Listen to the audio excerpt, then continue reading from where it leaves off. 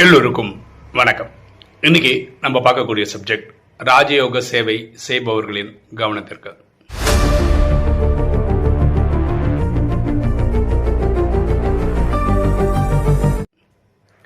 இன்றைய நிலைமையில் நிறைய ராஜயோகிகள் தங்கள் உடல், மனம், பொருள், ஆவி எல்லாமே இறைவனுக்காக சமர்ப்பணம் செய்கிறாங்க. ரொம்ப சந்தோஷமாக இருக்கு. ஆனால் ஒரு சின்ன ஃபைன் டியூனிங் பண்ணணும் அப்படின்னு எனக்கு தோணுது. என்னோடய கருத்தை நான் சொல்கிறேன். உங்களுக்கு உடன்பாடு இருந்தால் அதையும் நீங்கள் ஃபாலோ பண்ணுங்க. ஃபார் எக்ஸாம்பிள், நீங்கள் ஒரு சென்டருக்கு டொனேஷன் கொடுக்குறீங்கன்னு வச்சுக்கோங்களேன். உங்களால் முடிஞ்சது 500, 1000 மாதம் மாதம் கொடுக்குறீங்கன்னு வச்சுக்கோங்க. அங்கே மனநிலை எப்படி இருக்கணும் அதை மட்டும்தான் நான் இங்கே சொல்ல விருப்பப்படுறேன். அங்கே சில சென்டர்ஸ் நிறைய சென்டர்ஸ் சகோதரிகள் தான் நடத்துகிறாங்க. சில இடங்களில் சகோதரர்களும் நடத்துகிறாங்க. கொடுக்கும்போது என்ன மனநிலை இருக்கக்கூடாதுன்னு சொல்கிறேன்.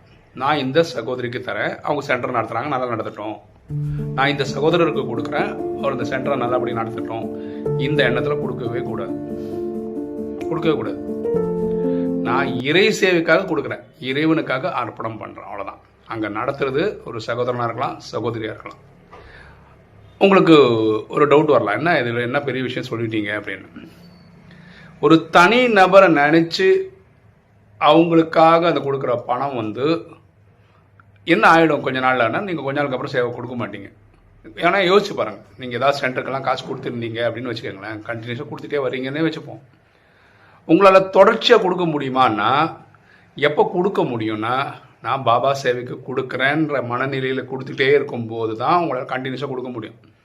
நான் இந்த சகோதரனுக்கு கொடுக்குறேன், இந்த சகோதரிக்கு கொடுக்குறேன் அப்படின்னு நினச்சி கொடுத்தீங்கன்னா அதுக்கோட ஆயுசு கம்மியாக தான் இருக்கும். புரியுதுங்களா? ஏன்னா ஒரு சகோதரனுக்கு கொடுக்குறேன், இல்லை ஒரு சகோதரி கொடுக்குறேன்னு நினச்சி கொடுக்கும்போது என்ன ஆகிடுதுன்னு சொல்கிறேன் பாருங்க. அந்த சகோதரனோ சகோதரியோ சேவை பண்ணுறது உங்களுக்கு திருப்தி இல்லைன்னு வச்சுக்கோங்களேன், டக்குன்னு கொடுக்குறத நிறுத்திடுவீங்க. ஏன்? அன்னைக்கு நீங்கள் கொடுக்கும்போது இந்த சகோதரனுக்காக கொடுத்தீங்க, நல்லா சேவை பண்ணுறான்னு நினச்சி கொடுத்தீங்க. இன்றைக்கி அந்த சகோதரர் நல்லா பண்ணலைன்னு நினைக்கிறீங்க. ஆனால் அது ஒரு சென்டர், அது இறைவன் நடத்துகிறாரு, இன்றைக்கி சுரேஷ் ரமேஷ் யாரோ ஒருத்தர் பார்த்துக்கிறாங்க அப்படின்னு நினச்சிருந்தீங்கன்னு வச்சுக்கலேன், இன்னும் இறைவனுக்காகவே கொடுக்குறீங்க. நாளைக்கு வேறு ஏதாவது மாற்றங்கள் வரும், இனியும் நல்லா நடத்துகிறவங்க வருவாங்க, நல்லா நடத்துகிறவங்க கிளாஸ் எடுப்பாங்க, அது மாற்றங்கள் அடையும். நீங்கள் கொடுத்துட்டே இருக்கலாம், உங்கள் மனசுக்கு ஒரு நிறைவு இருக்கும். இல்லைன்னா என்ன ஆகிடும்னா, கொஞ்ச நாளுக்கு அப்புறம் நிறுத்திடுவீங்கன்றது ஒன்று, உங்களுக்கு ஒரு மனநிறைவே வராது. இவ்வளோ நாள் கொடுத்தீங்களே, டொனேஷன் கொடுத்தீங்களே, உங்களுக்கு மனநிறைவே இருக்காது. யாருக்கோ சுரேஷ்க்கு கொடுத்துட்டேன், ரோட்டில் போகிறவங்களுக்கு கொடுக்குறோம், ரோட்டில் பிச்சை எடுக்கிறவங்களுக்கு கொடுக்குறோம், ஒரு அநாத ஆசிரமத்துக்கு கொடுக்குறோம். இந்த கூட்டத்தில் தான் இதுவும் வரும். புரியுதுங்களா? ஏன்னா அப்படி தானே கொடுத்துருக்கீங்க. அந்த சகோதரருக்கோ சகோதரிக்கோ இப்போ எங்களை மாதிரி யூடியூப் வீடியோ பண்ணுறோன்னு வச்சுக்கோங்களேன், நாங்களும் பாபா சேவை தான் பண்ணுறோம். நீங்களும் சுரேஷ்காக கொடுக்குறேன், ரமேஷ்காக கொடுக்குறேன், பிரேமானந்த நாராயணனுக்காக கொடுக்குறேன், அவருக்காக கொடுக்குறேன், இவருக்காக கொடுக்குறேன் நினச்சி கொடுத்தீங்கன்னா அதோட ஆயுசும் கம்மி தான். அவங்க இறை சேவை செய்கிறாங்க, உலகத்துக்கு ரீச் பண்ண ட்ரை பண்ணுறாங்க, அதுக்கு கொடுக்குற இறை சேவைக்கு கொடுக்குறேன்னு நினச்சி கொடுத்தீங்கன்னா தான் உங்களால் ரொம்ப நாள் கொடுக்க முடியும். இல்லைன்னா உங்களால் கொடுக்க முடியாது. ஏன்னா ஒரு லெவலில் ஒரு நாள் ஃபுல் எல்லாருமே மனிதர்கள் யோசிக்கிறவங்க தான். ஒரு குறிப்பிட்ட நேரமே யோசிப்போம். என்ன யோசிப்போம்? என் பைசா எங்கெல்லாம் போகுது, எங்கெல்லாம் வேஸ்ட் ஆகுது, எங்கெல்லாம் மிச்சப்படுத்தலாம் அப்படின்னு நினைக்க வரும்போது இவருக்கு கொடுக்கறதை நிறுத்துவோம் அப்படின்னு எனக்கு தோணும். ஏன்? தனிநபருக்கு கொடுக்குறதா நினச்சதுனால. இது இறை சேவைக்கு கொடுக்குறேன்னு தோணுச்சுன்னா உங்களுக்கு அந்த எண்ணமே வராது. நான் நம்மளுடைய பாஸ்கோ மெஸ்கரானஸ் அந்த பிரதரை பற்றி ஒரு விஷயம் சொல்லணும். அவர் தான் என்ன யூடியூப் வீடியோ போட சொன்னது அவர் தான். நம்ம வாட்ஸ்அப் குரூப் 1க்கு 2 இருக்குது, அதோட அட்மினிஸ்ட்ரேட்டர் அவர் தான். டெலகிராம் குரூப்புக்கும் அவர் தான். நம்மளுடைய ஜூம் மீட்டிங் ஒன்று வச்சோம், அதோட இதுக்கும் அவர் தான். வெப்சைட் அதுக்கு அட்மினிஸ்ட்ரேட்டர் அவர் தான். ஸோ நம்ம எல்லா வகையிலும் சேவைக்கு அவர் தான். அவர்கிட்ட ஒரு குணம் நான் பார்த்தது என்னென்னா, அவர்கிட்டன்னு இல்லை, அவர் பேசிக்கலி கிறிஸ்டியனு, ஆங்கிலோ இந்தியனு. அவங்களோட இதுபடி அவங்களுக்கு மாதத்துக்கு ஒரு வருமானம் வருதுன்னு வச்சுக்கோங்களேன். வேறு ஏதாவது ஒரு பிஸ்னஸ் பண்ணாங்க, புதுசாக ஒரு வருமானம் வந்ததுன்னா 10% சர்ச்சுக்கு கொடுக்கணும் அப்படின்னு ஒரு கான்செப்ட் இருக்குது அவங்களுக்கு. அவர் சப்போஸ் நாங்கள் 2 பேரும் சேர்ந்து ஒரு வாட்டி ஒரு பிஸ்னஸ் பண்ணோம், அதில் $6000 வந்தது. யோசிச்சு பாருங்களேன், நல்ல எவ்வளோ பைசான்னு. அந்த பைசாவில் ஒரு 10% தூக்கி அப்படியே டக்குன்னு கோயிலுக்கு கொடுக்குறாரு. அதுதான் ஃபஸ்ட்டு செலவே. அப்போது அவங்கள பொறுத்த வரைக்கும் இறைவனுக்கு கொடுக்கணுன்றது தான் ஃபஸ்ட்டு இதாக வச்சுருக்காங்க. அதனால தான் எப்பெல்லாம் அவங்களுக்கு பெரிய பணம் வருதோ, புது புது பிஸ்னஸில் வருதோ, டக்குன்னு எடுத்து கொடுத்துறாங்க. ஒரு வாட்டி கூட வருது, அது நிறுத்தினதே கிடையாது எனக்கு தெரிஞ்சு. என் அனுபவத்தில் அவர் எனக்கு எவ்வளோ வருஷமாக தெரியுமோ அவ்வளோ வருஷமும் கேட்டால் ஃபஸ்ட்டு செலவு இறைவனுக்கு இருக்கணும் அப்படின்னு. அப்போது செலவில் எது ஃபஸ்ட்டு கொண்டு வைக்கிறாங்க பாருங்க, இறைவனுக்கு கொடுக்கறத ஃபஸ்ட்டாக வைக்கிறாங்க. எப்போ நீங்கள் ஒரு 10-20 எல்லாருக்குமே ஒரு மாதக்கணக்கில் பார்த்தீங்கன்னா கரண்ட் பில்லு, டெலிஃபோன் பில்லு, அந்த செலவு இந்த செலவு நிறைய கொடுத்துட்டே வரோம்ல. அப்படியே பண்ணுவோம். எங்கே கட் பண்ணலாம்னு நினைக்கும் போது ஒரு செலவை குறைப்போம்ல. அப்போ எதை நிறுத்துவோம்? இது தேவையில்லாத செலவுன்னு நினச்சி ஒரு இடத்துல நிறுத்துறோம் பார்த்தீங்களா? அது எங்கே தெரியுமா நிறுத்துவோம்? சுரேஷ்க்கு கொடுத்தது, ரமேஷ்க்கு கொடுத்தது தான் நிறுத்துவோம் நம்ம. ஆனால் அது இறைவனுக்கு கொடுக்குறோன்னு சொல்கிறது வந்து ஃபஸ்ட்டு கொடுக்குற லிஸ்ட்டில் இருக்கும். அதை நம்ம கொடுக்காம விட்டுறோம். சரியா? அடுத்தது வந்து நம்ம பண்ண சேவைக்கு நமக்கு வந்து ஒரு மனசுக்கு ஒரு நிறைவு இருக்கணும். நான் இறை சேவை செய்கிறேன், அந்த ஆத்ம திருப்தி நமக்கு இருக்கணும். அந்த ஆத்ம திருப்தி எப்போ வரும்னா, நான் இறைவனுக்கு கொடுக்குறேன்னு நினைக்கும் போது தான் வரும். நான் சுரேஷுக்கு கொடுக்குறேன், ரமேஷுக்கு கொடுக்குறேன் சொல்லும்போது வரவே வராது. நான் ஒரு சென்டர் சிஸ்டருக்கு கொடுத்தேன், சென்டர் பிரதருக்கு கொடுத்தேன் அப்படின்னு நினைக்கும் போது உங்களுக்கு அந்த சந்தோஷம் வரவே வராது. அதீந்திரிய திவசம் கிடைக்கவே கிடைக்காது. அடுத்தது சேவையில் வந்து இது பெரிய சேவை, இது சின்ன சேவைன்னு கிடையவே கிடையாது. ஃபர்ஸ்ட் ஆஃப் ஆல் அது கிளாரிட்டி எடுத்தணும். நான் பிரேமானந்த நேரம் யூடியூப் ஸ்பேஸில் இருக்கேன், ஓகே, உலக சேவை 140 கண்ட்ரியில் பார்க்குறாங்க, அதனால் இதுதான் பெரிய சேவை கிடையவே கிடையாது. நீங்கள் உங்கள் சென்டரில் மாப்பு தான் போடுறீங்கன்னு வச்சுக்கோங்களேன், துடைக்கிறீங்கன்னு வச்சுக்கோங்களேன், இதை ரெகுலராக பண்ணுறீங்கன்னு வச்சுக்கோங்க, இது பெரிய சேவை, மாற்று கருத்தே கிடையாது. நீங்கள் வந்து போகு வைக்கிறீங்க, வியாழக்கிழமையான போகு வைக்கிறீங்க, பெரிய சேவை. உங்கள் சென்டரில் 7 days கோர்ஸ் எடுக்கிறீங்க, பெரிய சேவை. உங்கள் சென்டரில் வாணி படிக்கிறீங்க, பெரிய சேவை.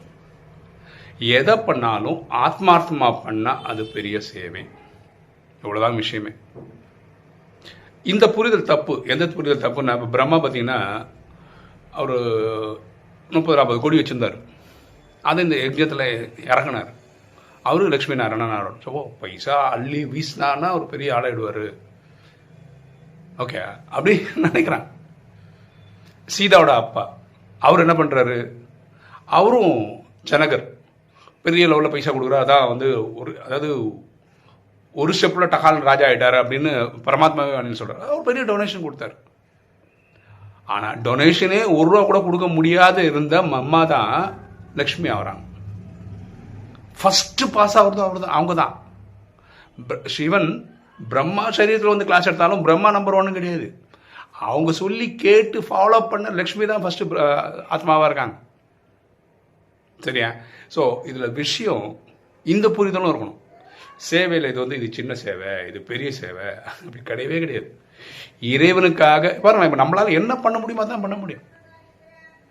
இப்போ நான் எத்தனையோ வாட்டி சொல்லிட்டேன். நான் அதாவது வந்த புதுசில் ரொம்ப கஷ்டத்தில் இருக்கும்போது என்னோடய இன்சூரன்ஸ் பாலிசியெல்லாம் விற்று வாழ்ந்தேன். அப்படி ஒரு வாட்டி எல்ஐசி பாலிசி விற்றேன். அப்போ வந்து எனக்கு ஒரு ₹1,00,000 காசு கிடச்சிது. அப்போ தான் எங்கள் முகப்பேர் சென்டர் கட்டுறாங்க, சிஸ்டர் கேட்குறாங்க, காசு கேட்டாங்க. சரி, என்கிட்ட இந்த காசு வந்து சொல்லி ₹5,000 எடுத்து கொடுத்தேன். ஆனால் எனக்கு திருப்தி கிடையாது. நான் பரமாத்மா பிடிச்சி லெஃப்ட் ரைட் வாங்க, நானே பிச்சை எடுத்துன்னு இருக்கேன். என்னோட ஒரு இன்வெஸ்ட்மெண்ட்டை அதை லிக்விடேட் பண்ணி வாழ்ந்துன்னு இருக்கேன். அதுலேருந்து ஒரு ₹5,000 எடுத்துன்னு போறிய, உனக்கு வெக்கமா இல்லையான்னு கேட்டேன். பரமாத்மா வானிலை சொல்கிறார், அந்த சென்டர் கட்டினா நான் வந்து அங்கே இருக்க போகிறது கிடையாது, நீங்கள் தான் இருக்க போகிறீங்க. நான் இன்னும் இது கொண்டு போய் சாந்தி தாமத்தில் வந்து இங்கே ஃப்ளாட்டு கட்டுற மாதிரி ஃபீல் பண்ணுறீங்க. எப்போ உங்களுக்கு கொடுக்கறதுல மனசு இல்லாமல் கொடுத்தீங்களோ, இனிமே உங்கள் பைசா நான் வாங்கிக்கவே மாட்டேன் அப்படின்னு பரமாத்மா வானிலை சொன்னார். 16 வருஷமாக இருக்கேன் நான் இந்த யஜ்ஞத்தில். ஃபினான்ஷியலாக என்னால் கொடுக்கவே முடியல. இது ஒரு விஷயமா நான் என்ன சொல்கிறேன், இதை தான் பரமாத்மாவுக்கும் வைராகியம் இருக்குது அப்படின்னு சொல்லி நான் நிறைய இடத்துல சொல்லியிருக்கேன். ஒரு ஆத்மா எனக்கு கேள்வியை கேட்டாங்க, உங்களுக்கும் எனக்கு இருக்கிற மாதிரி வைராகம் பரமாத்மாவுக்கு தான், அவரும் எப்படி பரமாத்மான்னு சொல்ல முடியும்னு. எனக்கு அப்படி தோணுதுன்னு சொல்கிறேன், அவ்வளோதான். ஓகே, நான் என் லைஃப் எக்ஸ்பீரியன்ஸும் சொல்கிறேன். 16 வருஷமாக இருக்கேன். திரும்பவும் ஃபினான்ஷியலாக அவருக்கு நான் அன்றைக்கி கொடுத்த மாதிரி இது வரைக்கும் நான் கொடுத்ததே கிடையாது. அவ்வளோ பெரிய அமௌண்ட்டெல்லாம் 5,000 பெரிய அமௌண்ட்டே கிடையாதுன்னு வச்சுக்கோங்களேன். ஆனால் அன்றைக்கி நான் கொடுத்ததில் பெரிய அமௌண்ட் அதுதான். ஆனால் அந்த அமௌண்ட்டை நான் திருப்பி வாழ்க்கையில் எங்கேயுமே பரமாத்மா என் பேக்கிலேருந்து எடுத்து கொடுத்ததே கிடையாது. கொடுக்க முடிஞ்ச மாதிரி சிறுநிலையே வந்தது கிடையாது. அப்போது பரமாத்மா என்ன சொல்கிறாருன்னா, இதுவும் வானிலை சொல்கிறார், நான் யஜ்ஞத்துக்கு உங்ககிட்ட இருந்து காசு வாங்கியிருந்தேன்னா உங்களுக்கு பல மடங்கு திருப்பி தந்தாகணும், சத்தியுகத்திலையும் திரேதாயுகத்திலையும். அப்போ நான் உங்களுக்கு பல மடங்கு திருப்பி தந்தாகணும்னா ஃபஸ்ட்டு நான் வாங்கணுமா உங்ககிட்டேருந்து?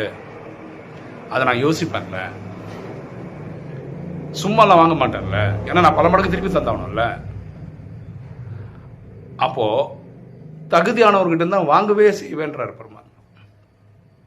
அதில் எனக்கு தகுதி இல்லை, அதான் நான் கொடுத்தேன், நான் திருப்பியெல்லாம் வாங்கிட்டு வரல, ஓகேவா? அந்த அவ்வளோ சீப்பெல்லாம் கிடையாது நான். ஆனால் எனக்கு திருப்தி இல்லை கொடுத்ததில்ல. அன்றைக்கி நான் ரொம்ப ஹானஸ்ட்டாக இருக்கேன். ஓகே, இதுதான் சொன்னேன், இதை தான் செய்ய, அதுதான் என்ன பதில் வந்ததுன்னு சொன்னேன், அது வானிலை வந்தது, அதே தான் சொல்கிறேன். இன்றைக்கி 16 வருஷமாக என்னால் கொடுக்க முடியல.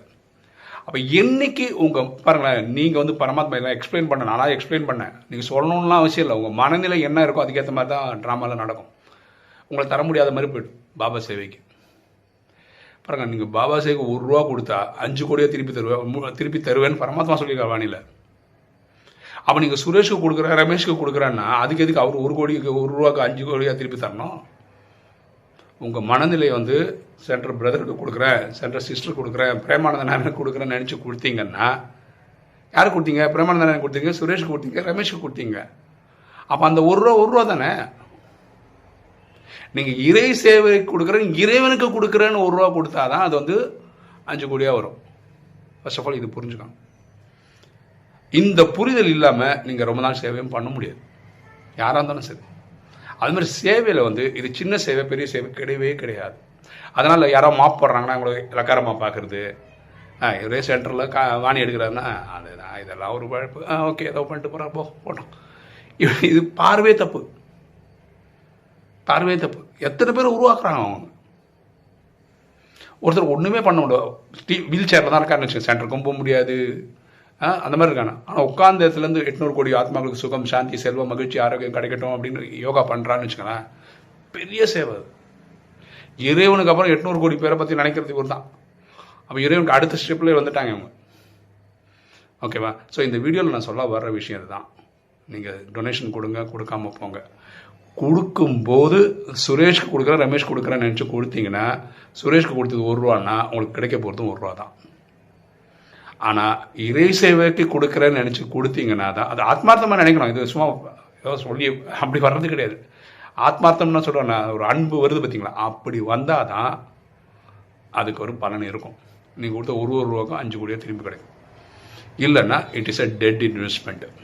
எங்கே போட்டாலும் சரி, சென்டரில் கொடுத்தாலும் சரி, ஏன்னா ₹1 கிடைக்கணும், அதுக்கு பேங்க்கில் போட்டு போயிடலாமே. நீங்கள் வருஷம் கடைசியில் சேவிங்ஸ் அக்கௌண்ட்டோட இன்ட்ரெஸ்ட் அது கிடைக்குமே. ஓகே, இது பாருங்க, பரமாத்மாவே சொல்கிறாரு, ராஜயோகம்ன்றது ஒரு வியாபாரம். ஓகே, ஆன்மீக வியாபாரம், புரிஞ்சுங்களா? அப்போ அந்த ஆன்மீக வியாபாரம் களை கட்டணுன்னா அதோட ரூல்ஸ் அண்ட் ரெகுலேஷன் தெரிஞ்சு நீங்கள் நடந்துக்கணும். இல்லைன்னா யாருக்கு இழப்பு? புரியாதவங்களுக்கெல்லாம் இழப்பு தான். நீங்கள் என்ன சொல்கிறீங்க? நான் டொனேஷன் கொடுக்குறேன், ஆனால் சுரேஷ் கொடுக்குறேன், ரமேஷ் கொடுக்குறேன்னு நினச்சி கொடுக்குறீங்களா? பாபா சேவைக்கு பாபாவுக்கு கொடுக்குறேன்னு நினச்சி கொடுக்குறீங்களா? இந்த கமெண்ட் செக்ஷனில் போடுங்க, நம்ம எல்லாரும் தெரிஞ்சுக்கலாம். ஓகே, இன்றைக்கி வீடியோ உங்களுக்கு பிடிச்சிருன்னு நினைக்கிறேன். லைக் பண்ணுங்கள், சப்ஸ்கிரைப் பண்ணுங்கள், ஃப்ரெண்ட்ஸ் சொல்லுங்கள், ஷேர் பண்ணுங்கள், கமெண்ட்ஸ் போடுங்க. தேங்க்யூ.